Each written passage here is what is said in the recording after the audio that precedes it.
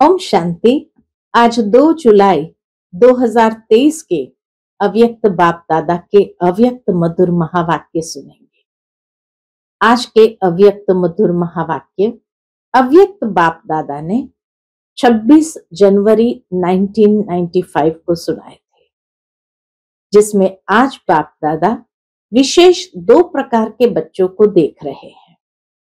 पहले प्रकार के बच्चे हैं जो स्नेही और सहयोगी है, और दूसरे प्रकार के बच्चे हैं शक्तिशाली समान बच्चे।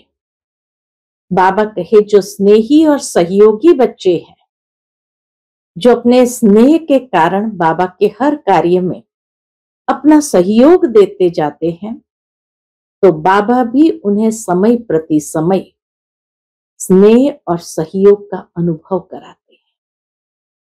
परंतु ये अनुभव होने के बावजूद भी वो प्राप्ति संपन्न स्वयं को अनुभव नहीं करते हैं। जबकि दूसरे प्रकार के बच्चे हैं जो शक्तिशाली समान बच्चे हैं, तो बाबा के द्वारा जो वर्षे में सर्व शक्तियां प्राप्त हुई है, उन शक्तियों को समय पर यथार्थ रीति से कार्य में लगाने के कारण प्राप्ति संपन्न अनुभव भी करते हैं और हर परिस्थिति में विजयी होने का अनुभव करते हैं। तो बाबा कहे जो बाप टीचर सतगुरु के रूप से वरदान वर्षा में शक्तियां प्राप्त है, उन्हें समय प्रति समय प्रयोग करते हुए विजय का अनुभव करते चलो। दूसरी बात, आज बाबा ने ब्रह्मा बाबा के और 2 कदम बताए हैं। पिछले संडे हम सभी ने प्रथम 2 कदम के विषय में सुना कि ब्रह्मा बाबा के प्रथम 2 कदम थे कि बाबा सदा आज्ञाकारी रहे और सर्वंश त्यागी रहे, अर्थात उन्होंने कभी अपने प्रति कोई भी खजाना यूज नहीं किया, लेकिन सर्वंश त्यागी अर्थात संपूर्ण सरेंडर हो गए। ये प्रथम 2 कदम थे। आज 2 कदम जो बाबा ने और स्पष्ट किया कि ब्रह्मा बाबा सदा फरमान वरदार रहे और वफादार रहे। फरमान वरदार अर्थात बाप टीचर सतगुरु के रूप में जो फरमान मिला, उसको यथार्थ रीति से फरमान को फॉलो कर उसका पालन किया और सदा अपने सर्व खजाने, चाहे ज्ञान गुण शक्तियां समय संकल्प, सर्व खजानों को यथार्थ रूप से यूज किया। अपने प्रति नहीं, लेकिन विश्व सेवा के प्रति यूज किया। बाबा की श्रीमत अनुसार उसको यूज किया और वफादार रहे, अर्थात ब्रह्मा बाबा ने हर संबंध को यथार्थ रीति निभाया, वफादारी से निभाया और हर संबंध में वफादारी को निभाते हुए सदा विजयी आत्मा बने। तो ये 2 कदम आज हम सभी सुनेंगे और अपने जीवन में भी उसकी प्रेरणा लेंगे। तो सुनते हैं बाबा के आज के अव्यक्त मधुर महावाक्य। ओम शांति।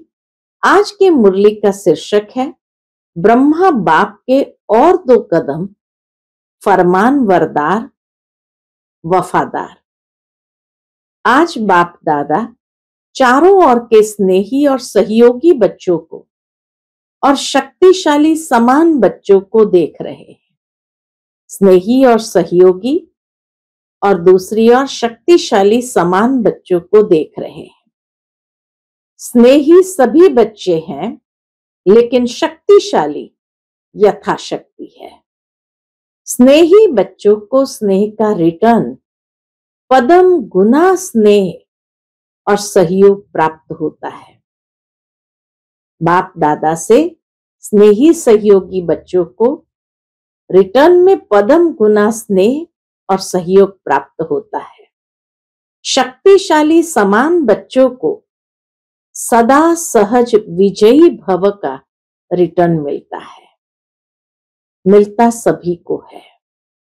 स्नेही बच्चे यथा शक्तिशाली होने के कारण सदा सहज विजय का अनुभव नहीं कर पाते। यथाशक्ति स्नेह और सहयोग प्रदान करते, तो इसलिए सदा सहज विजय का अनुभव नहीं कर पाते। कभी सहज, कभी मेहनत। विजय कभी तो सहज, कभी मेहनत के रूप से अनुभव करते। बाप दादा स्नेही बच्चों को भी मेहनत को सहज करने का सहयोग देते हैं। ये नहीं कि बाबा नहीं देते हैं, स्नेही बच्चों को भी मेहनत को सहज करने का सहयोग देते हैं, क्योंकि स्नेही आत्माएं सहयोगी भी रहती ही है। तो सहयोग के रिटर्न में बाप दादा सहयोग जरूर देते हैं, लेकिन योग यथार्थ न होने कारण योग नहीं है। तो योग यथार्थ न होने कारण सहयोग मिलते भी प्राप्ति का अनुभव नहीं कर पाते। स्नेह का पदम गुना स्नेह बाबा देते, सहयोग भी देते, लेकिन बाबा कहे योग पूरा न होने कारण सहयोग मिलते भी प्राप्ति का अनुभव नहीं कर पाते। योग द्वारा ही सहयोग का अनुभव होता है।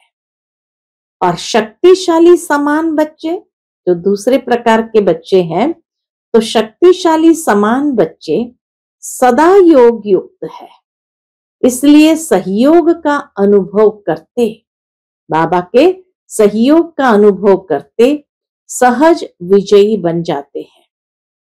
लेकिन बाप को दोनों ही बच्चे प्यारे हैं। ये नहीं कि बाबा को दूसरे प्रकार के बच्चे ज्यादा प्यारे हैं, बाबा को दोनों ही प्रकार के बच्चे प्यारे हैं। प्यार और सदा विजयी रहने की शुभ चाहना सभी बच्चों में रहती है। बाबा से प्यार मिले, सदा विजयी रहने की शुभ चाहना सभी बच्चों में रहती है, लेकिन शक्ति कम होने के कारण समय पर और सर्व शक्तियां कार्य में नहीं लगा सकते। शक्ति नहीं है तो योग नहीं है, और शक्ति न होने कारण समय पर सर्व शक्तियां कार्य में नहीं लगा सकते। बाप वर्षे के अधिकार में सर्व शक्तियों का अधिकार सभी बच्चों को देते हैं। अधिकार देने में बाप दादा ने अंतर नहीं रखा। अधिकार देने में बाप दादा अंतर नहीं रखते, सभी को संपूर्ण अधिकारी बनाते हैं, लेकिन लेने में नंबरवार बन जाते हैं। बाबा तो सब प्रकार के बच्चों को एक समान वर्षे का अधिकार देता है, परंतु लेने वाले लेने में नंबरवार बन जाते हैं।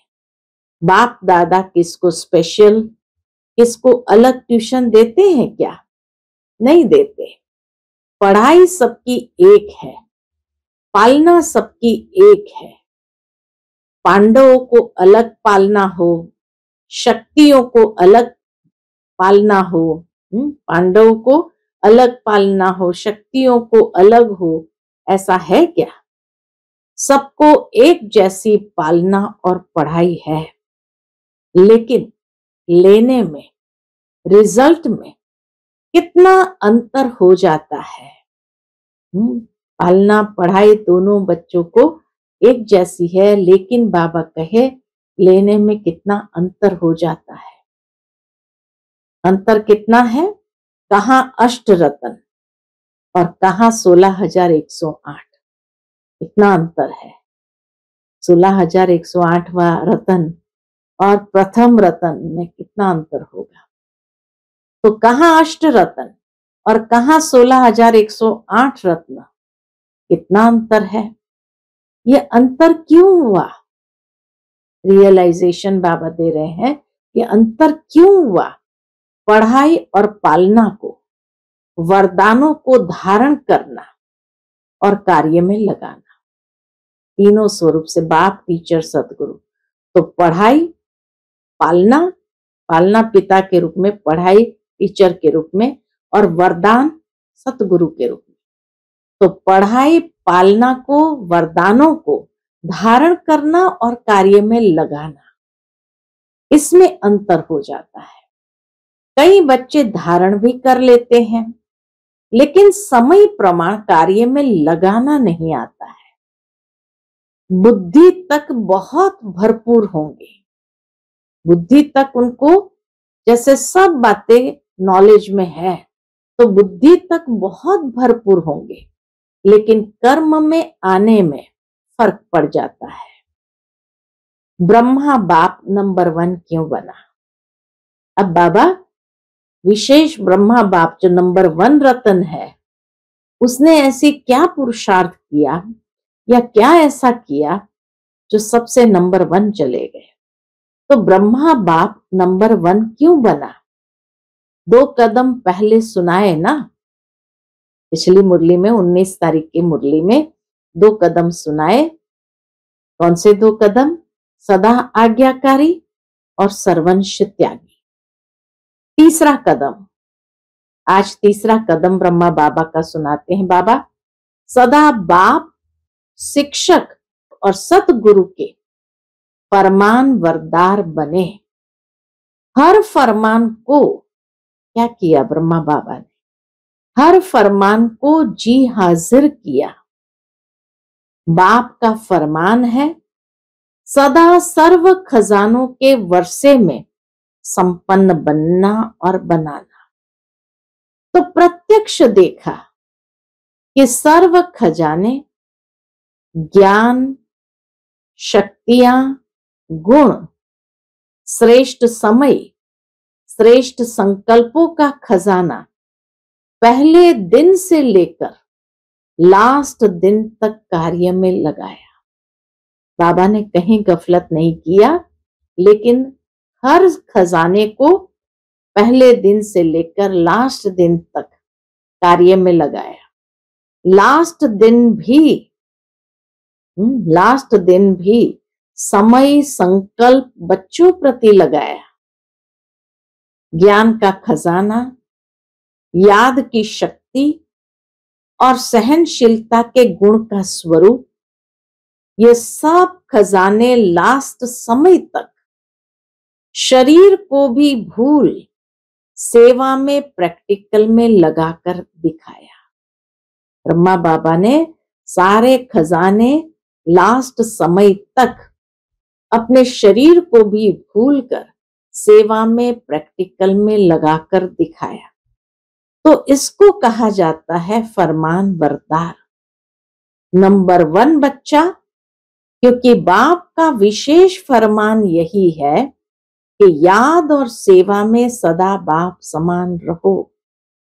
तो आदि से लेकर अंत घड़ी तक दोनों ही फरमान प्रैक्टिकल में देखा ना। दोनों ही फरमान, याद और सेवा में रहने का, ये दोनों ही फरमान प्रैक्टिकल में देखा ना। स्नेह की निशानी है फॉलो करना। तो चेक करो, आदि से अब तक सर्व खजानों को स्व के साथ साथ सेवा में लगाया है। स्व उन्नति के साथ साथ सेवा में भी उसको लगाया है। बाप का फरमान, शिव बाबा का फरमान, एक श्वास व संकल्प सेकंड व्यर्थ नहीं गंवाना है। एक भी श्वास, संकल्प और सेकंड व्यर्थ नहीं गंवाना है। तो सारे दिन में ये फरमान प्रैक्टिकल में लाया, चेक करना है। चेकिंग करने की बात बाबा बताते हैं कि चेक करो कि आदि से अब तक सर्व खजानों को स्व के साथ साथ सेवा में लगाया। फिर दूसरा फरमान एक श्वास, संकल्प और सेकंड व्यर्थ नहीं गंवाना। तो सारे दिन में ये फरमान प्रैक्टिकल में लाया, वह कभी लाया कभी नहीं लाया। अगर कभी कभी फरमान वरदार बने और कभी नहीं बने तो किस लिस्ट में जाएंगे? कौन सी लिस्ट में चले जाएंगे?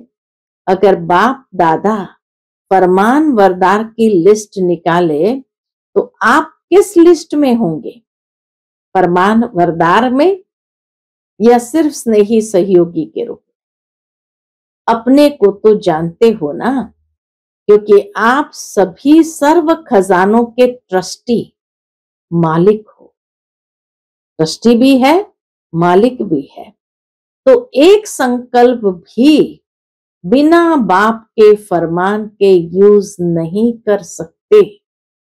बाबा कहे एक संकल्प भी बिना बाप के फरमान के यूज नहीं कर सकते हो, या सोचते हो कि हम बालक सो मालिक है, इसलिए व्यर्थ गवाएं या क्या भी करे, इसमें बाप का क्या जाता है? क्या समझते हैं? बाबा कहे बालक सो मालिक है, या ये सोचते हम तो बालक सो मालिक है इसलिए व्यर्थ गवाएं या क्या भी करे, इसमें बाप का क्या जाता है? बाप ने दे दिया, अभी हिसाब क्यों लेते हैं? नहीं, आप रोज बाप के आगे कहते हो, भक्ति मार्ग में भी रोज ये कहते आए सब कुछ तेरा है, मेरा नहीं है। तो बाबा स्मृति दिलाते कि आप रोज बाप के आगे कहते हो कि सब तेरा है, मेरा नहीं है। कहते हो ना कि टाइम पर मेरा और टाइम पर तेरा, जब हमारा मतलब हो तो मेरा, वैसे तेरा, ऐसी चतुराई तो नहीं करते हो? पूछते बाबा, ऐसी चतुराई तो नहीं करते हो? ब्रह्मा बाप को देखा, अपना आराम का समय भी क्या करते रहे? अपना आराम का समय भी विचार सागर मंथन कर बच्चों के प्रति लगाया। रात्रि में भी जाग कर बच्चों को योग की शक्ति देते रहे, माना अपना समय भी विश्व कल्याण के लिए यूज किया। ये चरित्र तो सुने हैं ना, ब्रह्मा की कहानी सुनी है ना। फॉलो फादर किया कि सिर्फ सुन लिया? सुनना अर्थात करना। तो तीसरा कदम, फरमान वरदार जो तीसरा कदम है, तो तीसरा कदम सदा जी हाजिर, सदा हुजूर हाजिर और नाजिर। कभी ब्रह्मा बाप से शिव बाप अलग नहीं हुए, हाजिर नाजिर रहे ना। बच्चे ने कहा बाबा और बाप ने कहा मीठे बच्चे। तो मन की स्थिति में सदा हाजिर और नाजिर अनुभव किया। ब्रह्मा बाप ने शिव बाबा को मन की स्थिति में भी हर समय हाजिर और नाजिर अनुभव किया। सेवा में सदा जी हाजिर किया, चाहे रात हो चाहे दिन हो, सेवा का डायरेक्शन मिला और प्रैक्टिकल किया। और कर्म में सदा हाँ जी किया, कर्म में भी सदा हाँ जी किया, ऐसा फरमान वरदार रहा। हाँ जी का पाठ पढ़ाया ना। तो आप क्या फॉलो करते हो? बाबा पूछते हैं, तो आप क्या फॉलो करते हो? कभी हाँ जी कभी ना जी तो नहीं करते? तो प्यार का सबूत दिखाओ। ऐसे नहीं सोचो कि जितना बाबा से मेरा प्यार है उतना और किसका नहीं। कई बच्चे सोचते हैं ना, जितना बाबा से मेरा प्यार है उतना और किसका नहीं। मेरे दिल में देख लो, क्या दिखाऊं, क्या सुनाऊं? बच्चे ऐसे गीत गाते हैं, लेकिन सबूत दिखाओ। बाबा हाजिर नाजिर है, तो सबूत दिखाओ। सबूत है फॉलो फादर। सबूत किसको कहा जाए? तो फॉलो फादर। तो चेक करो, स्थिति में, सेवा में, कर्म अर्थात संबंध संपर्क में, किसमें फॉलो करना है? स्थिति बाप समान होनी चाहिए। तो चेक करो, स्थिति में, सेवा में, कर्म अर्थात संबंध संपर्क में। संबंध और संपर्क में आना ही तो कर्म है। तो तीनों में सदा फॉलो फादर है, स्थिति में, सेवा में और कर्म में, यानी संबंध संपर्क में सदा फॉलो फादर है। ये चेक करना है। हर फरमान सिर्फ बुद्धि तक रहता है या कर्म में भी आता है? बुद्धि तक है फरमान या कर्म में भी उसको पालन करते हैं? रिजल्ट में देखा जाता है। अब बाबा रिजल्ट सुनाते हैं। रिजल्ट में देखा जाता है कि अगर बुद्धि और वाणी में 100 बातें रहती है तो कर्म में 50 है। रिजल्ट बाबा ने देखा कि अगर बुद्धि और वाणी में 100 बातें रहती है तो कर्म में 50 है। तो उन्हों को फॉलो फादर कहे। अधूरी रिजल्ट वालों को फॉलो फादर की लिस्ट में रखे। आप क्या समझते हो? बाबा बच्चों से ही पूछते, आप क्या समझते हो? वे फरमान बरदार है कि आप आधे में राजी हो? थोड़ा थोड़ा अंतर पसंद है? शुरू शुरू में माला भी बनाते थे, गोल्डन सिल्वर भी लिस्ट निकालते थे, तो अभी फिर से लिस्ट निकाले कि सिल्वर में नाम देखकर कॉपर बन जाएंगे। सिल्वर में नाम देख करके बाबा कहे कॉपर में बन जाएंगे। समय की सूचना बाप तो दे ही रहे हैं, सभी को समय की सूचना तो बाबा दे ही रहे हैं, लेकिन प्रकृति भी दे रही है। भगवान तो दे ही रहे हैं, लेकिन प्रकृति भी अभी दे रही है। प्रकृति भी चैलेंज कर रही है। तो समय के प्रमाण आप लोग औरों को भी सूचना देते रहते हो। भाषणों में सबको कहते हो कि समय आ गया है, समय आ गया है। तो अपने को भी कहते हो या सिर्फ दूसरों को कहते हो? दूसरों को कहना तो सहज होता है ना, कहते बाबा। दूसरों को कहना, समय की सूचना देना तो सहज होता है ना। तो स्वयं भी ये चैलेंज स्मृति में लाओ। समय के प्रमाण, अपने पुरुषार्थ की गति क्या है? ये देखो, समय के प्रमाण अपने पुरुषार्थ की गति क्या है? बाप दादा एक बात पर अंदर ही अंदर मुस्कुराते रहते हैं। बच्चों की ऐसी कौन सी बात है जो अंदर ही अंदर बाबा मुस्कुराते रहते हैं? किस बात पर मुस्कुराते हैं जानते हो? एक तरफ मेजॉरिटी बच्चे कभी कभी 1 सेकंड ये सोचते हैं कि समय प्रमाण पुरुषार्थ में तीव्रता होनी चाहिए, और दूसरे तरफ तो एक तरफ तो बच्चे सोचते हैं समय प्रमाण पुरुषार्थ में तीव्रता होनी चाहिए, और दूसरे तरफ जब माया अपना प्रभाव डाल देती है तो दूसरे सेकंड ये सोचते हैं कि यह तो सब चलता ही है, ये तो महारथियों से भी परंपरा चला आता है, तो बाप दादा क्या करेंगे? जब ये कमजोर संकल्प अपना लेते, ये सब तो चलता ही आता है, चलता ही है, ये तो महारथियों से भी परंपरा चला आता है, तो बाप दादा क्या करेंगे? गुस्सा तो नहीं करेंगे ना, मुस्कुराएंगे। इसलिए बाबा मुस्कुराते हैं।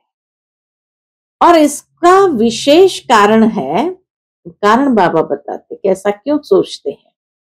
तो इसका विशेष कारण है कि समय प्रति समय पुरुषार्थ को बहुत सहज कर दिया है, इजी कर लिया है। स्वभाव को इजी नहीं करते, स्वभाव में इजीपन, लचीलापन नहीं लाते हैं, स्वभाव में टाइट होते हैं और पुरुषार्थ में इजी हो जाते हैं। फिर सोचते हैं सहज योग है ना, सहज योग है ना, लेकिन जीवन में पुरुषार्थ में इजी रहना, इसको सहज योग नहीं कहा जाता है। जीवन में पुरुषार्थ में इजी रहना, इसको सहज योग नहीं कहा जाता है, क्योंकि इजी रहने से शक्तियां मर्ज हो जाती है। इजी जितना रहे तो शक्तियां भी कार्य करने के बजाय मर्ज हो जाती है, इमर्ज नहीं होती। आप सभी अपने ब्राह्मण जीवन के आदि का समय याद करो। उस समय कैसा पुरुषार्थ रहा? इजी पुरुषार्थ रहा या अटेंशन वाला पुरुषार्थ रहा? बाबा पूछते शुरू में अपने आप को देखो कि पुरुषार्थ में इजी रहे या अटेंशन वाला पुरुषार्थ रहा? अटेंशन वाला रहा, उमंग उत्साह वाला रहा, और अभी अलबेलेपन के डनलप के तकिए और बिस्तर मिल गए। शुरू शुरू में कैसा रहा? उमंग उत्साह वाला, अटेंशन वाला पुरुषार्थ रहा, और अभी क्या हो गया है? अभी अलबेलेपन के डनलप के तकिए और बिस्तरे मिल गए हैं। साधनों ने आराम पसंद ज्यादा बना दिया है, तो अपने आदि के पुरुषार्थ, आदि की सेवा और आदि के उमंग उत्साह को चेक करो। तो आदि वाला कहाँ चला गया, उसको चेक करो। उमंग उत्साह या पुरुषार्थ में तीव्रता, ये चेक करो क्या था। आराम पसंद थे? तो सभी ने कहा नहीं। और अभी थोड़ा थोड़ा है, आराम पसंद है। साधन सेवा के प्रति है, साधन स्वयं को, साधन स्वयं को आराम पसंद बनाने के लिए नहीं है। साधन सेवा के प्रति है, लेकिन स्वयं को आराम पसंद बनाने के लिए नहीं है। तो अभी डनलप का तकिया और बिस्तरा निकालो। बाबा कहे अभी डनलप का तकिया और बिस्तरा निकालो। पटरानियां बनो, पटराने बनो। भले पलंग पर सो, लेकिन स्थिति पटरानी पटराने वाली हो। स्थिति कैसी होनी चाहिए? भले बाबा कहे पलंग पर सो जाओ, लेकिन स्थिति पटरानी पटराने की हो। देखो, आदि सेवा के समय में साधन नहीं थे, लेकिन साधना कितनी श्रेष्ठ रही। जिस आदि की साधना ने ये सारी वृद्धि की है, तो साधना के बीज को विस्तार में छिपा नहीं दो। जब विस्तार होता है तो बीज छिप जाता है। तो साधना है बीज, साधन है विस्तार। तो साधना का बीज छिपने नहीं दो। अभी फिर से बीज को प्रत्यक्ष करो। अभी फिर से बाबा कहे क्या करो? बीज को प्रत्यक्ष करो। बाप दादा ने इस सीजन में काम दिया था। लास्ट मुरली है तो बाबा सारा हिसाब भी लेते हैं कि बाबा ने इस सीजन में काम दिया था। क्या काम दिया था? लेकिन किया नहीं। याद है क्या दिया था? कि कॉपियों में है। काम दिया था, बाबा याद दिला रहे, काम दिया था कि बेहद के वैराग्य वृत्ति पर स्वयं से भी चर्चा करो और आपस में भी चर्चा करो, और प्रैक्टिकल में इस साधना के बीज को प्रत्यक्ष करो। अब समय अनुसार इस साधना के बीज को प्रत्यक्ष करो। तो किया? बाबा हिसाब पूछ रहे हैं। तो किया? कि एक दिन सिर्फ डिबेट कर ली, वर्कशॉप तो हो गई लेकिन वर्क में नहीं आई, उस बेहद की वैराग्य वृत्ति को प्रैक्टिकल कर्म में, वर्क में नहीं लाया। तो वर्तमान समय के प्रमाण अभी अपनी सेवा व सेवा स्थानों की दिनचर्या में क्या होना चाहिए। हाँ, तो बाबा अटेंशन खिंचवाते हैं। तो वर्तमान समय के प्रमाण अभी अपनी सेवा और सेवा स्थानों की दिनचर्या बेहद के वैराग्य वृत्ति की बनाओ। अभी आराम की दिनचर्या मिक्स हो गई है। ये अलबेलापन शरीर की छोटी छोटी बीमारियों के भी बहाने बनाता है।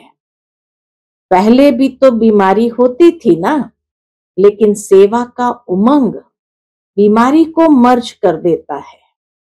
जब कोई आपके दिल पसंद सेवा होती है तो बीमारी याद आती है। अगर आपको इंचार्ज बहन कहे नहीं, आपकी तबीयत ठीक नहीं है, दूसरे को करने दो, तो करने देंगे? उस समय बुखार व सिर दर्द कहाँ चला जाता है।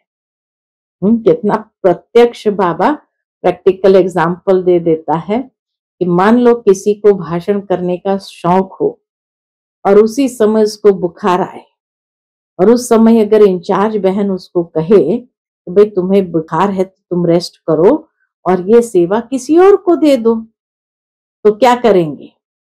जो रुचि की सेवा है तो दूसरों को नहीं देंगे। उस समय बुखार व सिर दर्द कहाँ चला जाता है। और जब सेवा कोई पसंद नहीं होगी, ऐसी कोई सेवा होगी जो पसंद की नहीं होगी, तो क्या होगा? सिर दर्द भी आ जाएगा, तो पेट दर्द भी आ जाएगा। सुनाया है ना कि अगर बहानेबाजी में बुखार कहेंगी तो टीचर कहेंगे कि थर्मोमीटर लगाओ, लेकिन पेट दर्द व सिर दर्द का थर्मोमीटर तो है ही नहीं। मूड ठीक नहीं होगा, हम बाबा क्या कहे, मूड ठीक नहीं होगा और कहेंगे कि पेट दर्द है मूड ठीक नहीं, लेकिन कहेंगे क्या, पेट ठीक नहीं है, पेट दर्द है। तो ये अलबेलेपन के बहाने हैं। बेहद की वैराग्य वृत्ति मर्ज हो गई है और बहानेबाजी इमर्ज हो गई है। बाप दादा देख रहे थे कि सभी बच्चे बहुत स्नेह से मधुबन में पहुंच गए हैं, तो स्नेह तो दिखाया, उसकी मुबारक हो। बाप दादा को भी बच्चों की खुशी देखकर खुशी होती है, लेकिन आगे क्या करना है? सिर्फ मधुबन तक पहुंचना है या स्नेह का सबूत दिखाने के लिए फरिश्ते रूप में वतन में पहुंचना है? क्या करना है? मधुबन में पहुंचे उसकी मुबारक है, लेकिन फरिश्ता बन वतन में कब पहुंचेंगे? चलते फिरते आप सभी को फरिश्ता ही देखे। बाबा कहे चलते फिरते आप सभी को किस रूप में देखो? फरिश्ते ही देखे। बोल चाल रहन सहन सब फरिश्तों का बन जाए, सब कुछ फरिश्तों का बन जाए। और फरिश्ते का अर्थ ही है डबल लाइट। तो दिनचर्या में लाइट नहीं बनो। बाबा ध्यान खिंचवाते हैं, तो दिनचर्या में लाइट नहीं बनना है, लेकिन संबंध संपर्क में, स्थिति में लाइट। तो लाइट बनना आता है कि बोझ खींचता है। बाप दादा स्नेह का सबूत देखना चाहते हैं, और जब स्नेह का सबूत देंगे तो आपको तालियां बजाने की जरूरत नहीं पड़ेगी, लेकिन माया भी ताली बजाएगी। वाह विजयी वाह, माया ताली बजाएगी, वाह विजयी वाह। प्रकृति भी ताली बजाएगी। तो अभी कुछ परिवर्तन करो। अभी स्वयं को स्नेह के साथ शक्तिशाली बनाओ। स्वयं के परिवर्तन में शक्ति रूप बनो। सहज योगी करके अलबेलापन नहीं लाओ। बाप दादा देखते हैं कि स्व प्रति, चाहे सेवा प्रति, चाहे औरों के संबंध संपर्क प्रति अलबेलापन ज्यादा आ गया है। ऐसे नहीं सोचो कि सब चलता है, एक दो को कॉपी नहीं करो, बाप को कॉपी करो। दूसरों को देखने की आदत थोड़ी ज्यादा हो गई है, अपने को देखने में अलबेलापन आ गया है। बाप दादा ने सुनाया था ना कि नजदीक के नजर कमजोर हो गई है, नजदीक की नजर कमजोर हो गई है और दूर की नजर तेज हो गई है। तो अभी क्या करेंगे? सीजन का फल क्या देंगे कि सिर्फ बाप आया, मिला, मनाया, मुरली सुनी, ये फल है। हर सीजन का फल होता है ना, तो इस सीजन का फल बाप दादा को क्या भोग लगाएंगे? भोग लगाते हो तो फल भी रखते हो ना, वो तो बाजार में मिल जाता है, वो फल तो बाजार में मिल जाता है, कोई बड़ी बात नहीं। अब इस सीजन का फल क्या भेंट करेंगे या भोग लगाएंगे? लगाना है या मुश्किल है?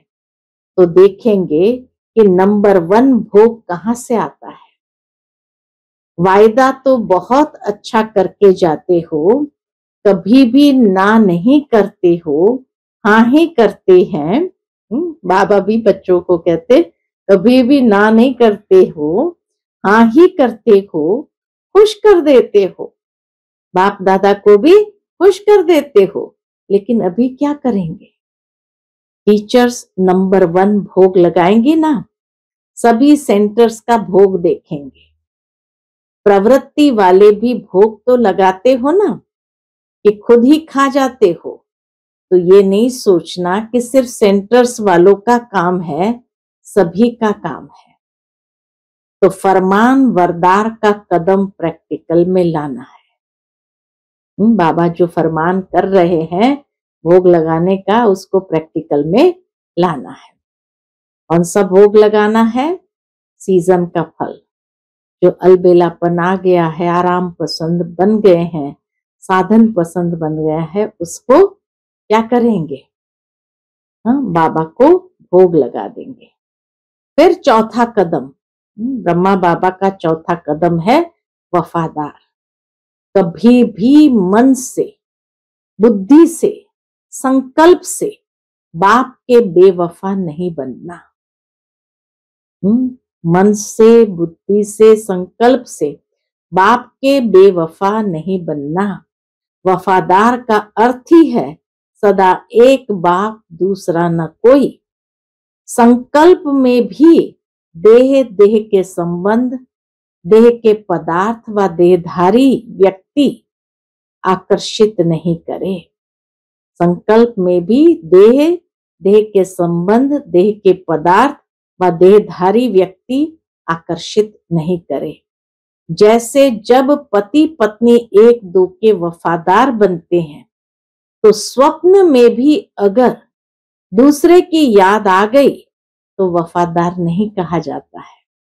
तो ब्रह्मा बाप को देखा, संकल्प में भी दूसरे के तरफ नहीं, एक बाप सब कुछ है, इसको कहा जाता है वफादार। अगर पदार्थ की भी आकर्षण है, साधनों की भी आकर्षण है, तो साधना खंडित हो जाती है, वफादारी खंडित हो जाती है। और खंडित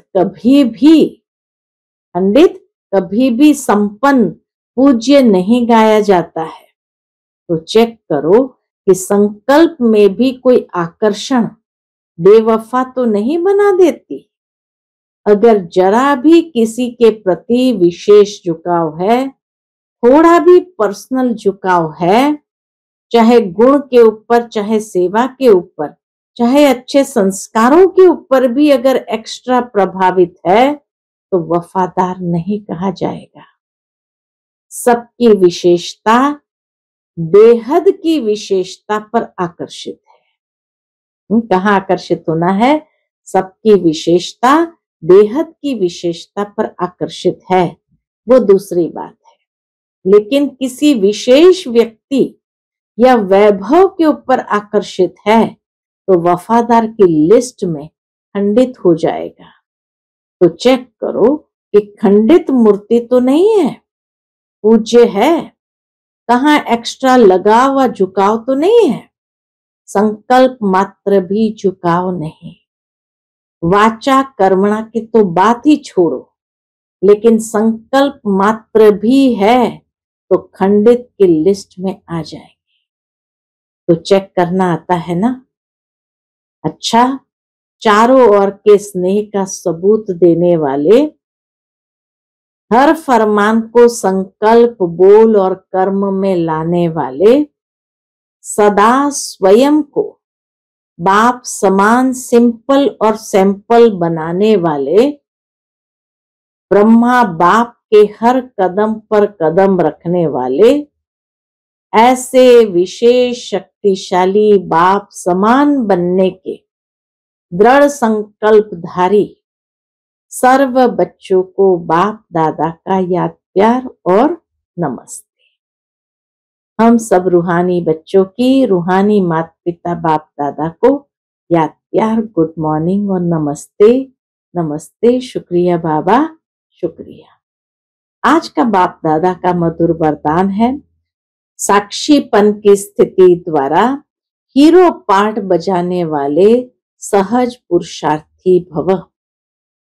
साक्षीपन की स्थिति द्वारा हीरो पार्ट बजाने वाले सहज पुरुषार्थी भव। साक्षीपन की स्थिति ड्रामा के अंदर हीरो पार्ट बजाने में सहयोगी बनती है। अगर साक्षीपन नहीं तो हीरो पार्ट बजा नहीं सकते। साक्षीपन अर्थात देह से न्यारे, साक्षीपन अर्थात देह से न्यारे आत्मा मालिकपन की स्टेज में स्थित रहे। देह से न्यारे आत्मा मालिकपन की स्टेज पर स्थित रहे।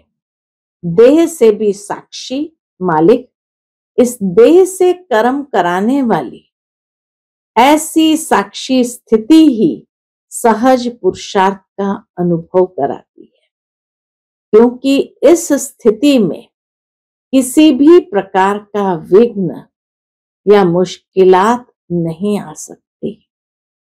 यह है मूल अभ्यास।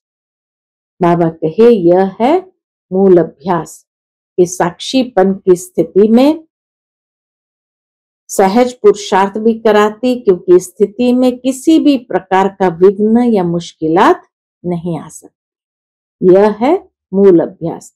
इसी अभ्यास से लास्ट में विजयी बनेंगे। आज का स्लोगन है, फरिश्ता बनना है तो अपने सर्व रिश्ते एक प्रभु के साथ जोड़ लो।